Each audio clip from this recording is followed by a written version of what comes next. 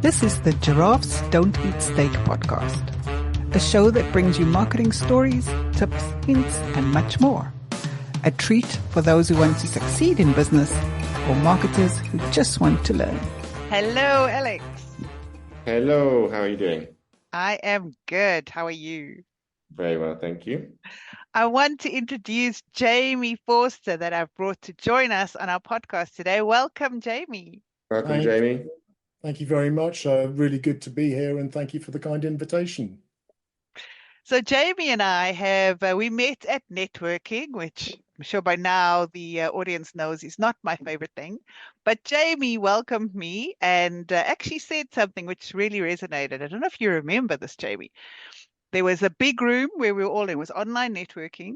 And then we went into breakout rooms, and you and I were together in the breakout room and we started talking. And then you said to me, please bring this Erica to meetings in future, not the Erica that you were in the main room, because I was very reserved and quiet and didn't really talk much in the main room. And then obviously it was just you and me. We started chatting about all sorts of fun stuff. And that's really resonated in terms of how I present myself. And it's about a year and a half ago now. It's quite a while, but I've never forgotten that meeting, Jamie. Well, I'm glad that it resonated and stuck with you. I think the problem that a lot of people have, it's daunting going into any networking, whether it's in real life or digital, it's a daunting prospect. Yeah, I mean, I've been doing it for years, and I still get terrified, and I have the huge imposter syndrome.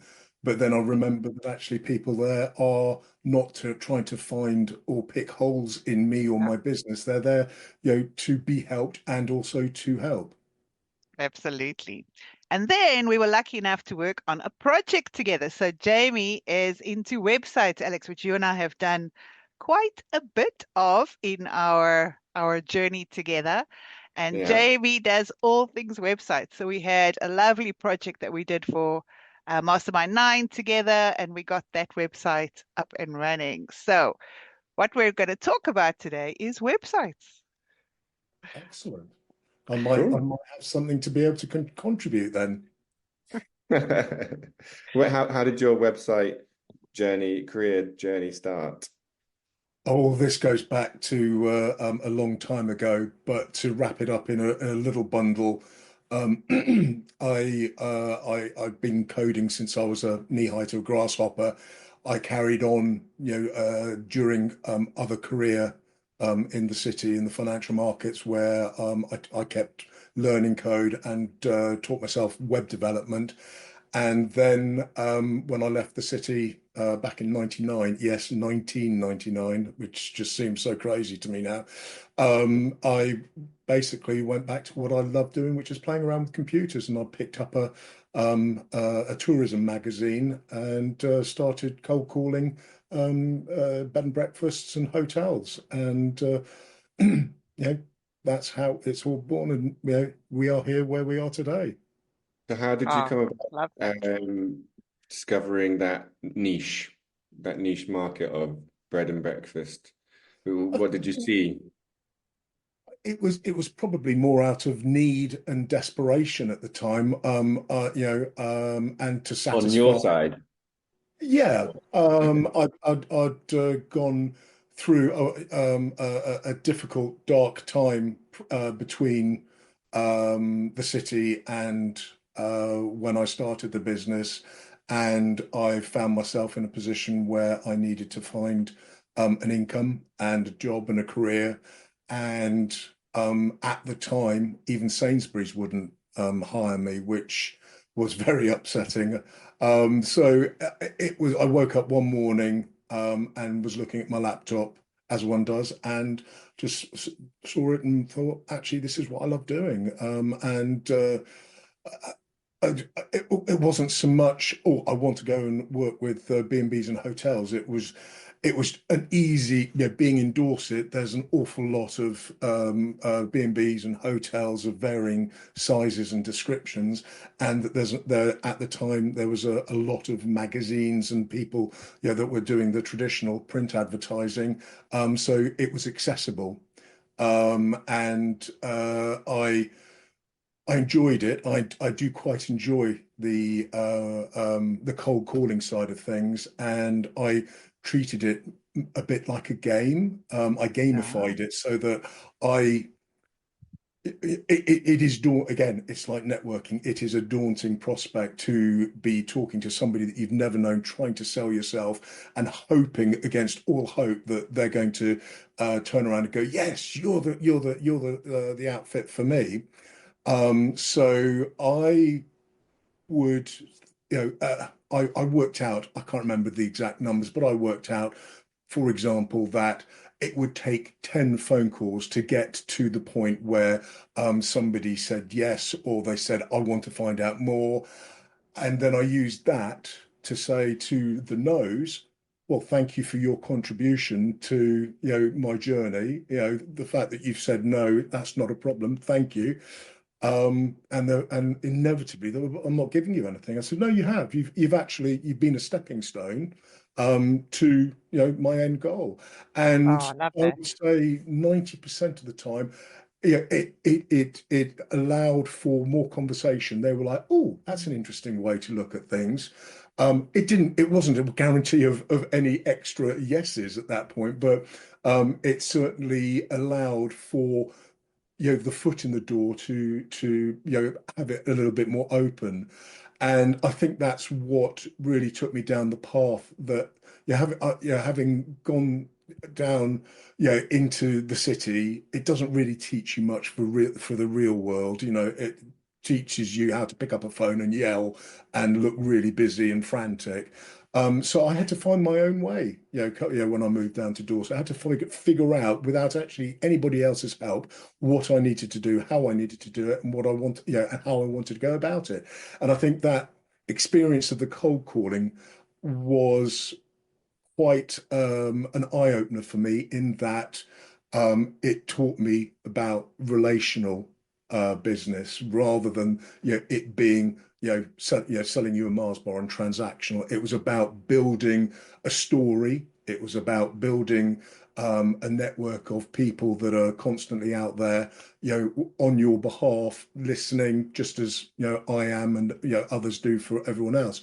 And it's been really, really wonderful experience. Small business, as I'm sure you both recognize, has got its immense highs and its immense lows. Yeah. Um, but even with the immense lows, I've got people that have got my back. They're not going to be able to fix things necessarily, but they're there and they're a support, and that's very much a part of my methodology. Oh, I love that. And relationships is definitely one of our core values as well. We if we can't build a proper relationship with a business owner, we can't really get under the skin of their business, which means we can't deliver to the best of our ability, right? So that's definitely some place that we both resonate. So here's the core question, Jamie. Do you think everybody needs a website? No, Mm, no. I think that there's a lot of bluster in my side of the business, whether it be about SEO, whether it be about websites in general. I think that some people, there's always going to be a need for a website in some shape or form, whether it be the ability for somebody to visit a website, i.e., Facebook, to find out about that person's skills and service delivery, or some all singing, all dancing, platform-based website. Now, I really don't think that that just because you are online, you are confined to doing it the way that everyone else does. If yep. Facebook or one of the other platforms, works for you, and you are getting, direct into the people that are going to be your customers, then great, go for it. Don't spend time necessarily on a website. The only danger with that is that you become a little bit platform dependent, Yep. and if you were to be taken offline by them, or they were to go under. I mean, let's face it, Elon's doing quite a good job of removing any value to Twitter. So it is a possibility. So if you've got all your eggs in one basket, that's the only thing I would recognize as being a business killer if you just stay outside of the website ecosystem.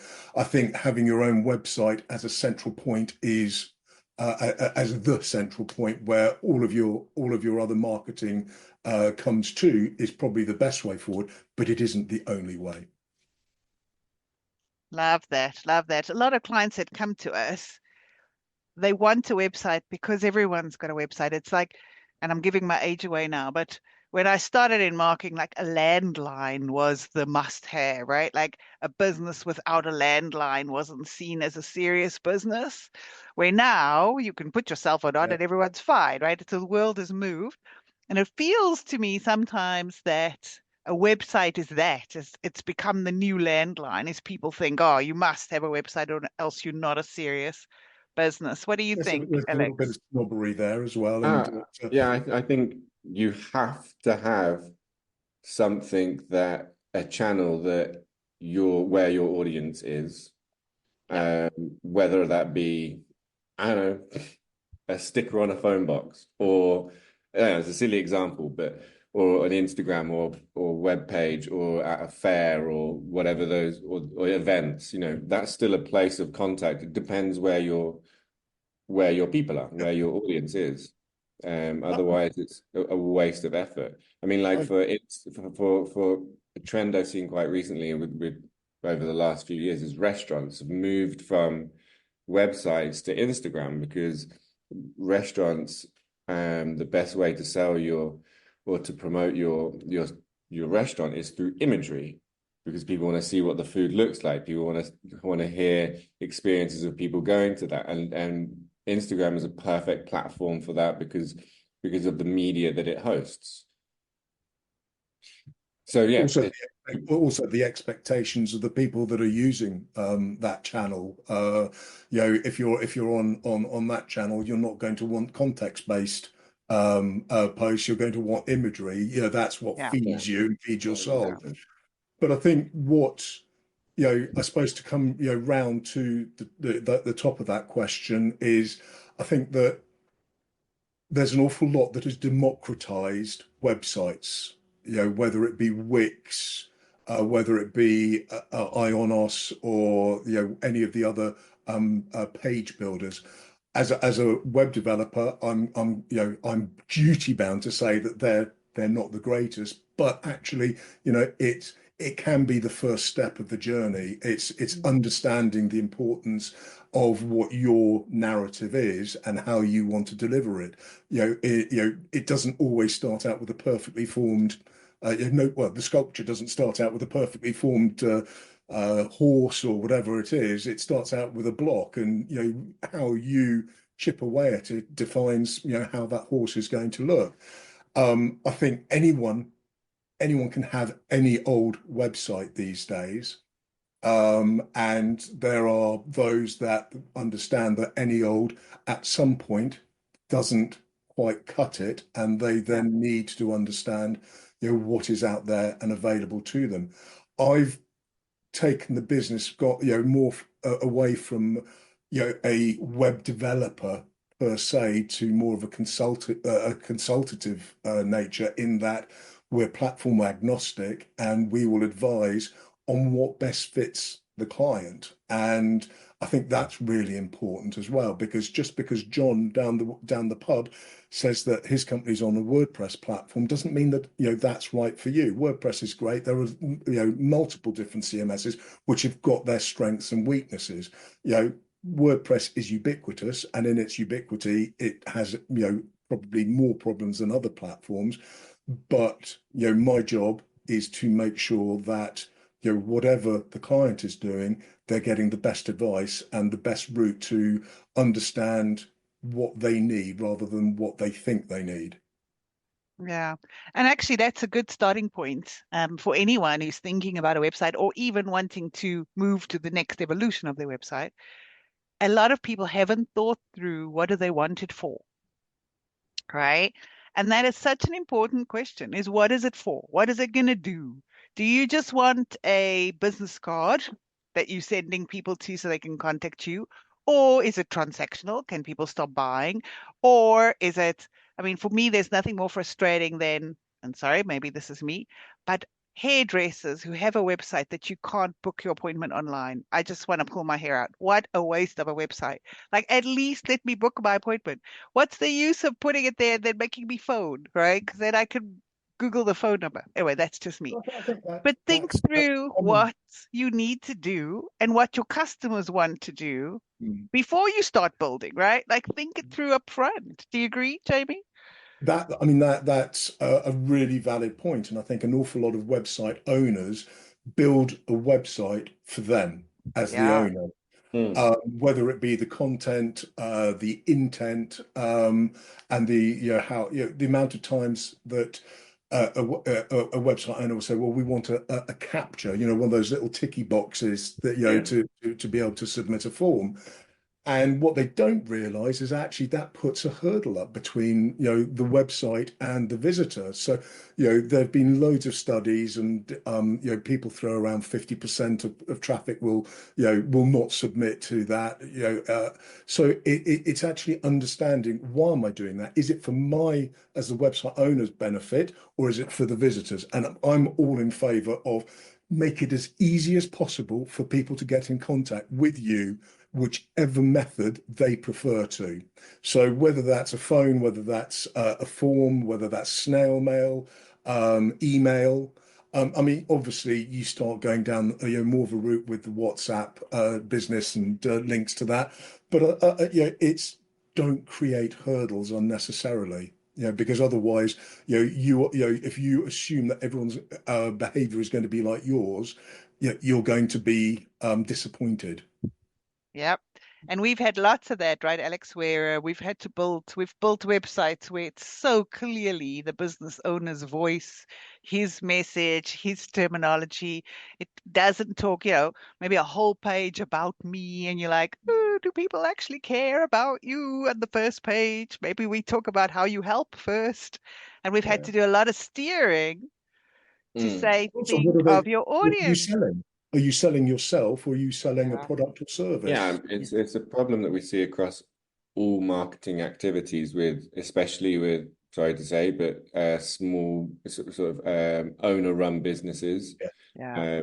because they're so attached to their business, their product, and it's a completely normal human reaction in that situation, and it's just very hard to separate yourself from your own bias to actually what your product is doing. But then the other thing that we've come across quite a few times is we build a website, help someone build a website, and then they say, "Well, this is crap. This it's doing nothing. We've got no leads."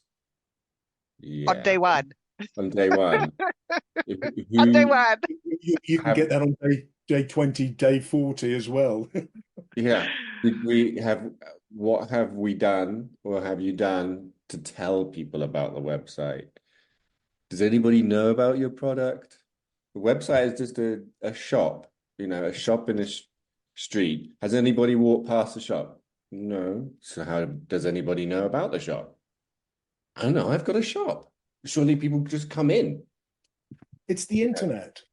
Yeah. You know how many websites there are? Do you think someone's just, Yeah. like will just randomly put in your business name, www.mybusiness.com or whatever, and just arrive and buy your product?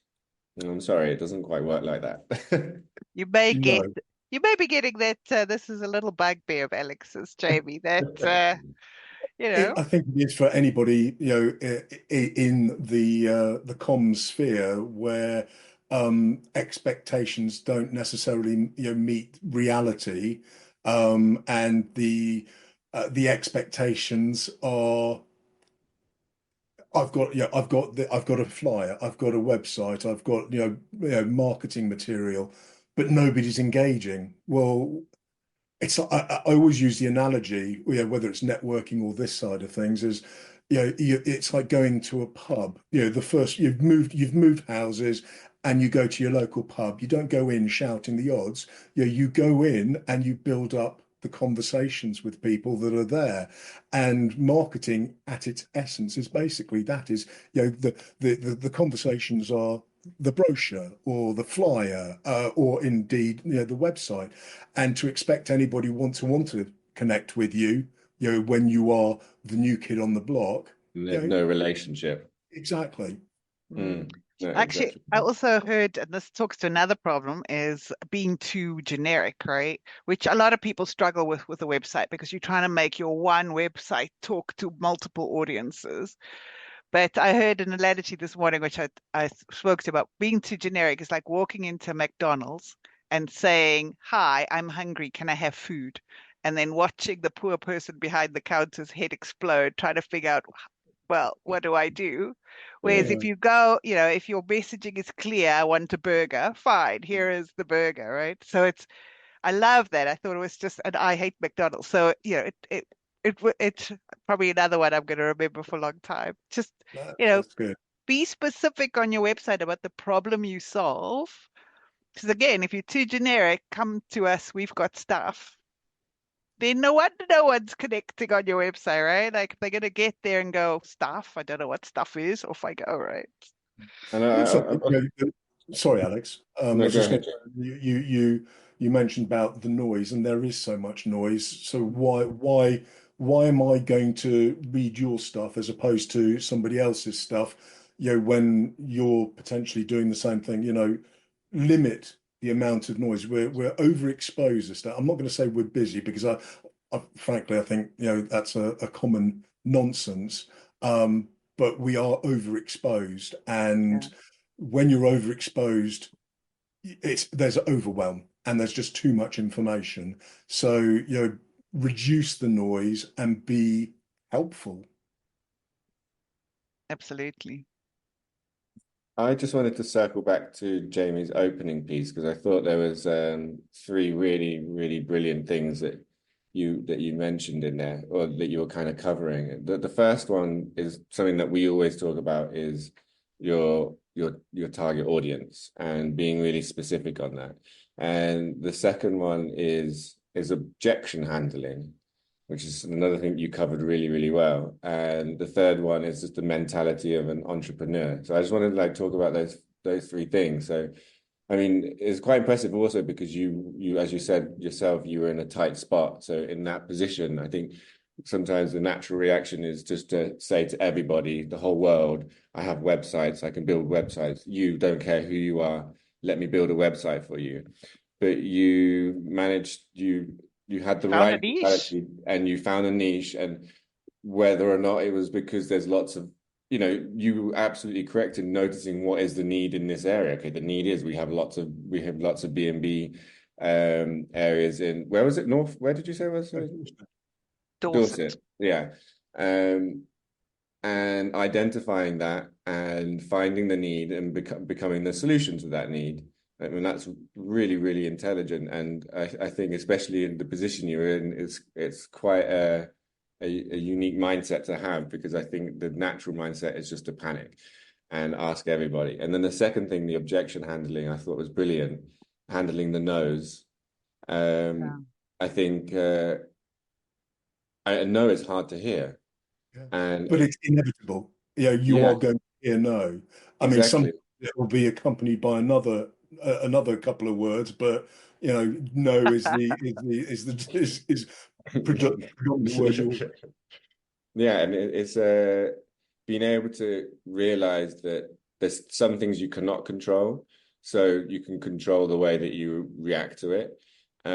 So by saying thank you for the no, and like you're saying, you're saying thank you very much. No, you did give me something. You put me a step closer to basically someone saying yes or whatever. It just it shows your kind of honesty, vulnerability, and then that opens up the conversation even further. Maybe gives you an extra 2-3%, let's say, but that's still a 2-3% chance that you didn't have previously if you reacted like, oh, no, well, sod you as well, bugger off. And actually, it's a good point because it's all about relationship building, as you said, Jamie, because that no could be because they don't have that pain point today, but they may have it later. And they're going to remember that you were the guy that was nice about it. You weren't rude.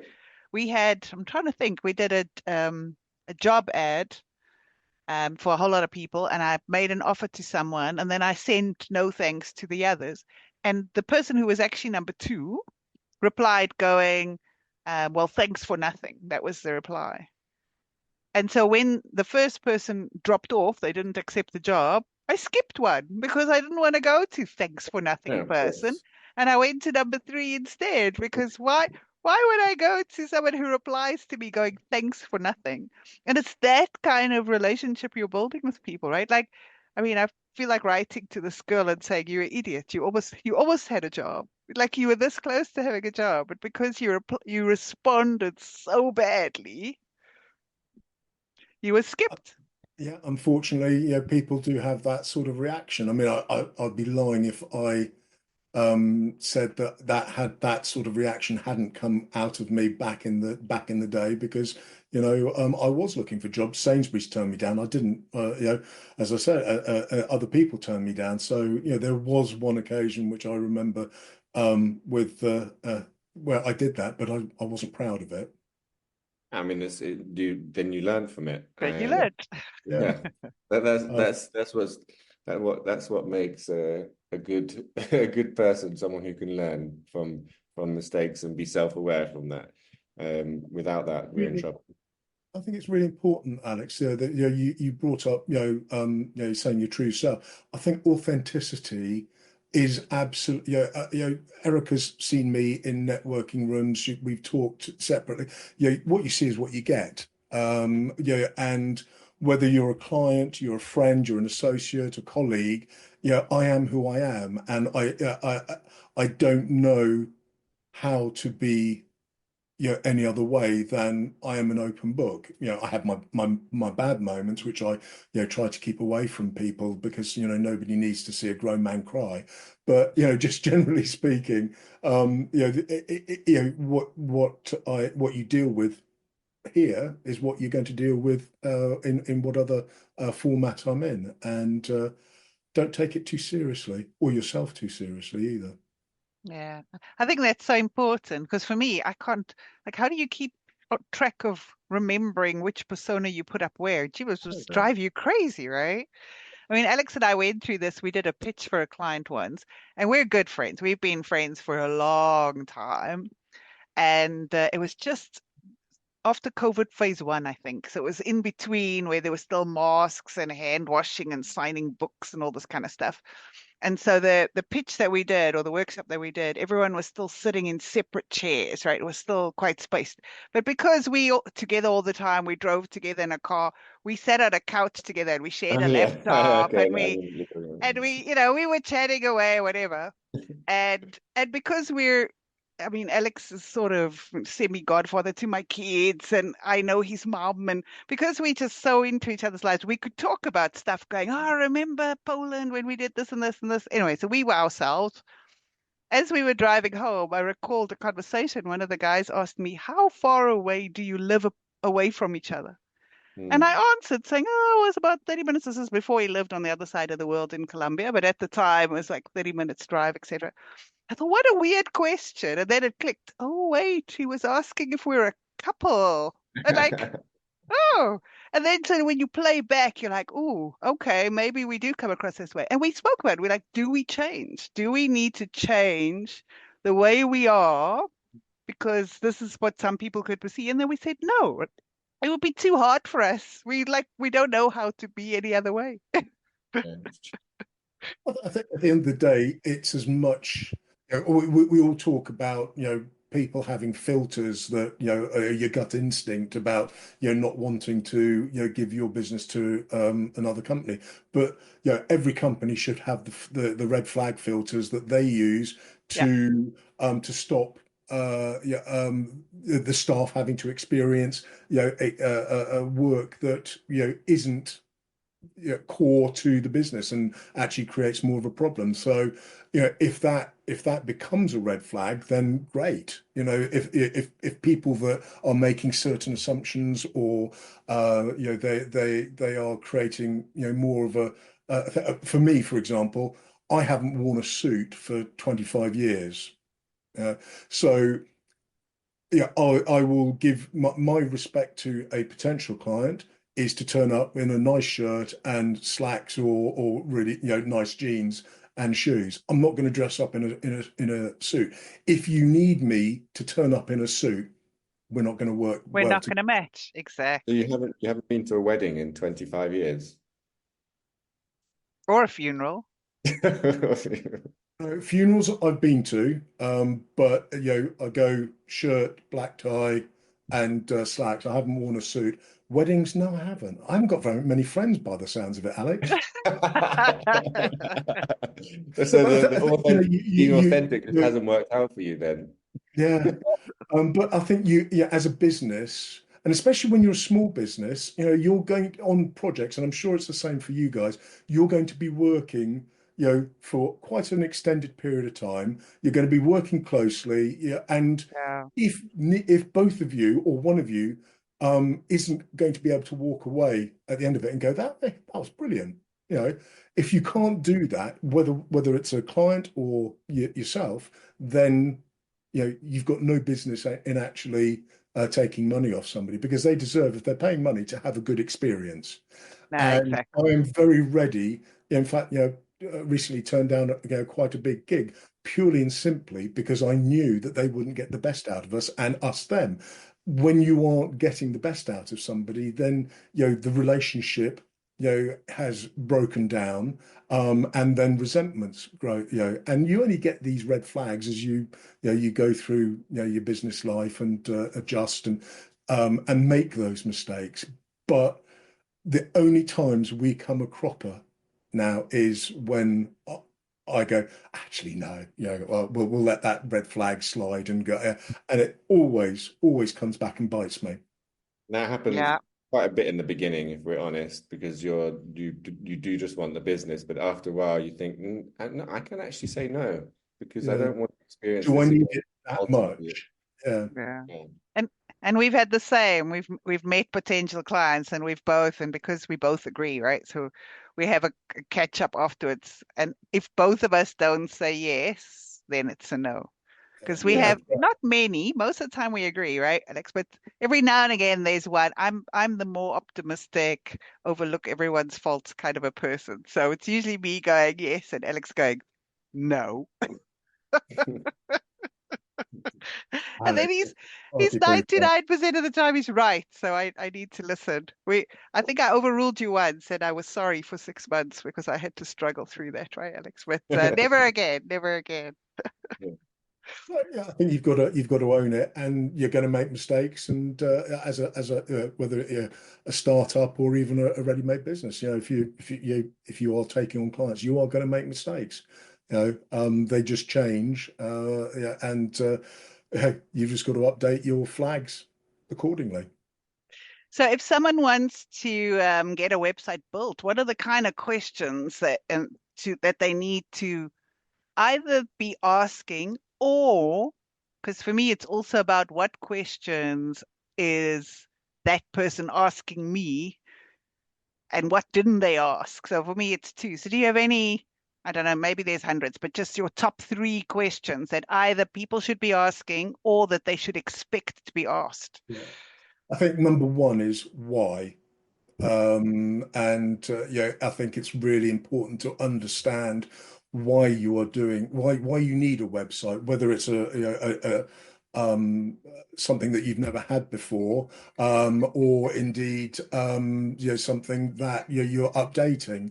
And if you don't have the right answer to that, then you should probably shouldn't be spending money until you've got the answer to why.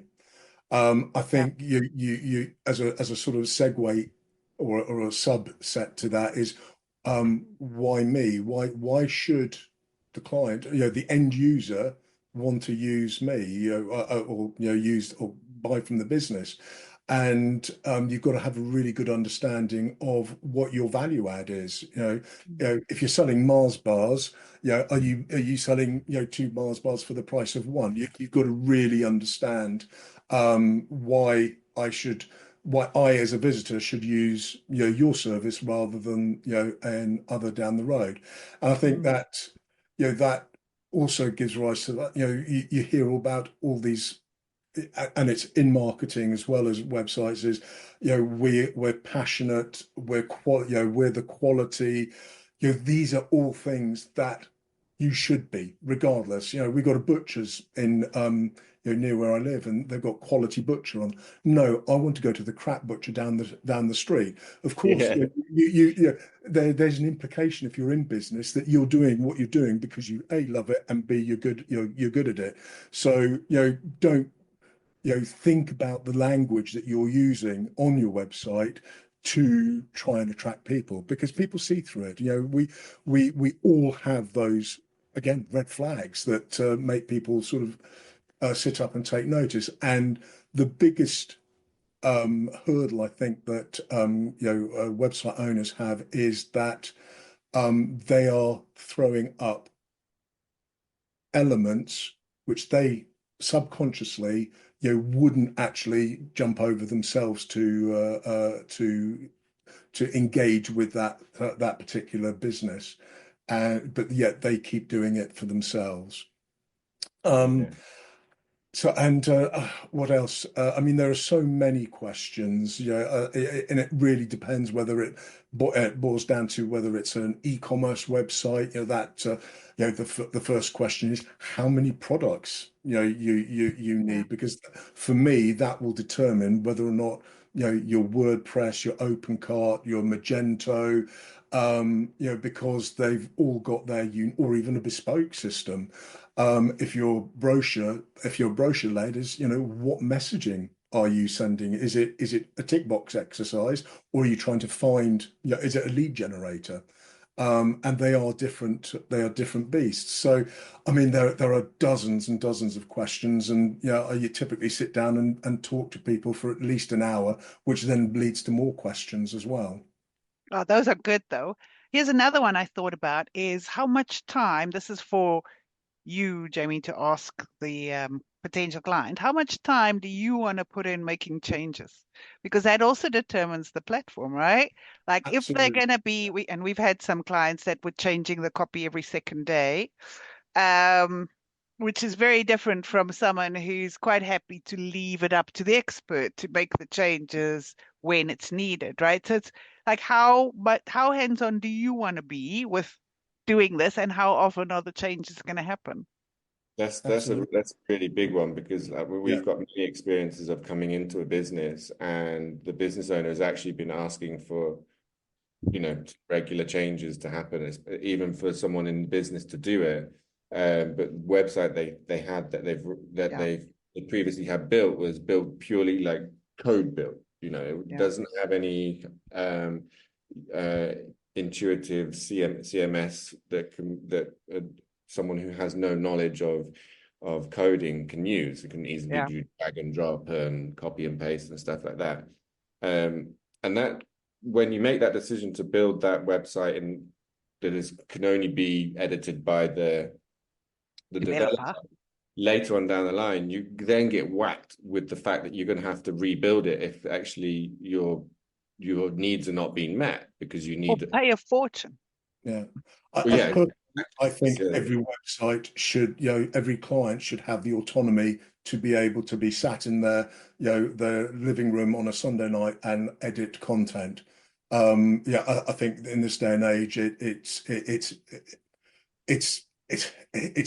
just is. To have a static website these days, I think, is, as you say, Alec, it's short-sighted, but it's unnecessary. But Whether or not some web develop. you do the updating is a different thing, but Mm. you know, you can get other people brought in to do the updating for you. Marketing people, a whole host of different businesses and people. Yeah, But to not be able to allow yourself or another to do that update, I think is criminal. And I know there are people in my industry that, do that. And Yeah. we come across, even a simple WordPress installation they're locked out of because for whatever reason, I don't really understand the rationale. But it's because they're trying to keep the fees, right? So that's a red flag for me when working with web developers is if they're, keeping so much control, because that means you've got to pay for every, because they usually have like an hourly maintenance rate or whatever it is, you've got to pay for every time I want to change a word or whatever. That for me is red flag. There must be this middle ground. Not saying we're going to go in and change the transactional system or, big things, but definitely copy should be a no-brainer in terms of giving control to the business, right? Yeah. And I think if you are in the web development business, there is opportunity. If you unlock and open up the kingdom to the website owner, because they're not experts. Yeah. They may know what they want to say, but actually, they haven't updated it for 6 months. They've forgotten how to. You could monetize that. I choose not to. If somebody's go, oh, how do I add a blog? I just I'll either walk you through it, or I'll just file me the details and I'll upload it. But I think you could monetize it if you so chose to. So locking the doors is, I think, pointless. Yeah, absolutely. Yeah. So Jamie, we could probably talk websites for a week and still not scratch the surface.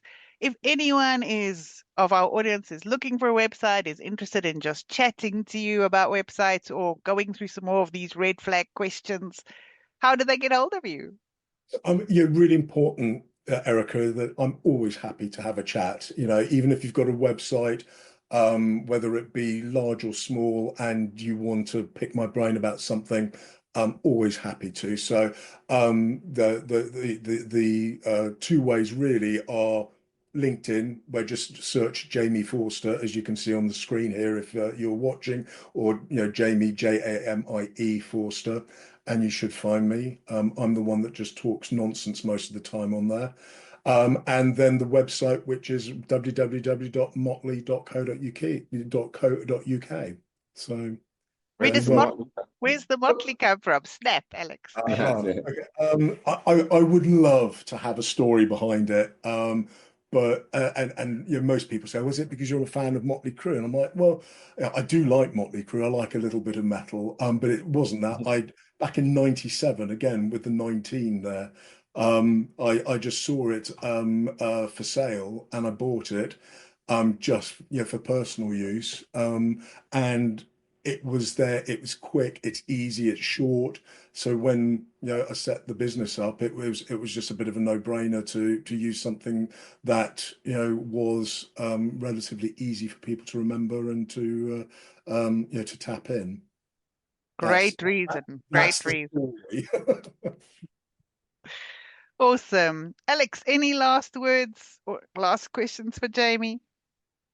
No, I just think if anybody is, whoever's listening to this, I really would recommend just really soaking in that first part that Jamie said. I thought there was some real gems in there.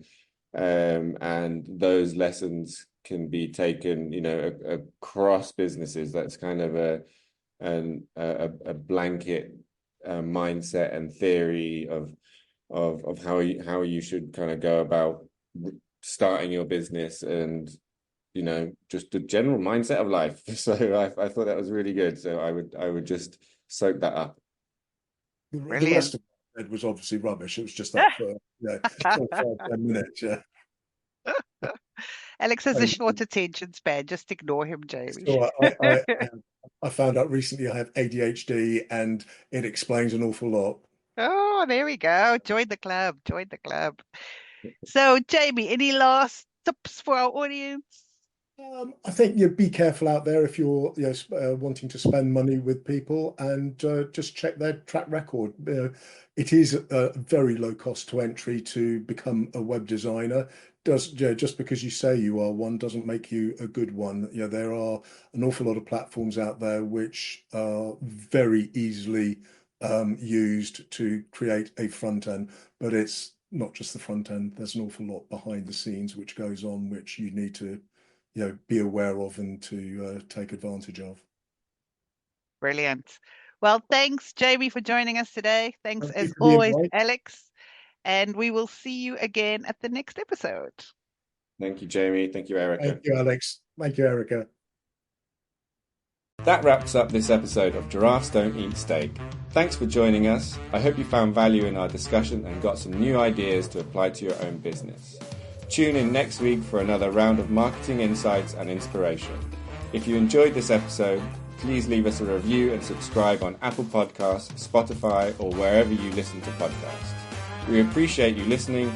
Catch you next time on Giraffes Don't Eat Steak.